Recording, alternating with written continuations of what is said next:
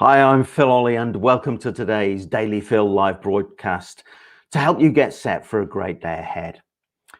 For those who've met me and for those who've seen me speak at conferences or met me and worked closely with me, even more close than that, you will know that I like to have my shoes nice and shiny. I like to have the toe caps gleaming and looking like glass. It's a personal preference. And it's also an old habit because bulling the toe caps of my shoes has been a feature of my life since I joined the armed services back in the 1980s. And it's just one of those things that I guess once you've done it and once you've got it, it never leaves you, I imagine. In business, I do believe in looking the part, and perhaps that's why the habit has stuck with me. Once I left my uniform behind and joined Civvy Street back then, and right the way through my sales career, through my building of a coaching business, through my time in financial services before that, and also as a speaker and running seminars as I do today, right up to today, this has been a feature of my life. And someone recently asked me, how do you polish the shoes so brightly? How do you get that effect? How do you get that shine, that depth in the toe cap? Many people over the years, in fact, have asked me that question. I find it interesting that very rarely do they ask why I would do it, but they're fascinated in how to do it. And for those people who do polish their shoes in this way, for those servicemen or ex-servicemen who just do it as a matter of habit, everyone will have their own way of doing it. You build up your own techniques, your own style, your own skills in that level, and everyone's way is their best way.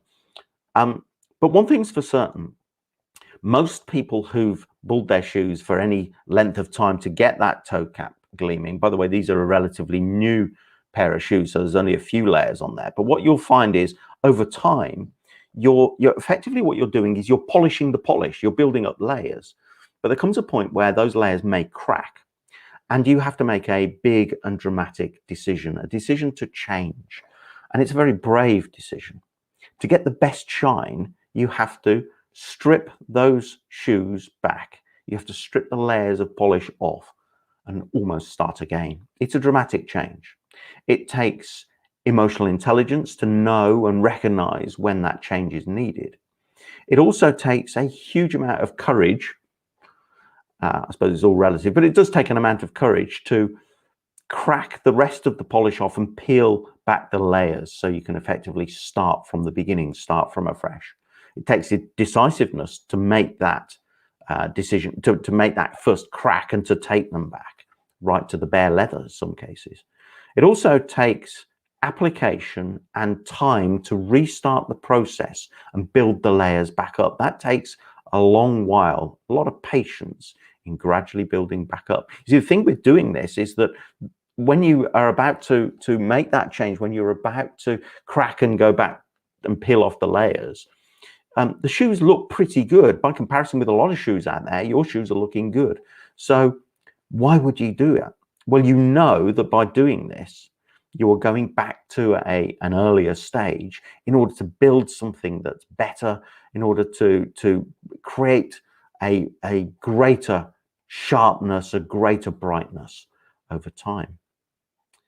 Please note that today's video is probably nothing to do with polishing shoes, because whatever change you face, it's worth being bold, it's worth being courageous and peeling back a few layers in order to have the patience to rebuild a little bit.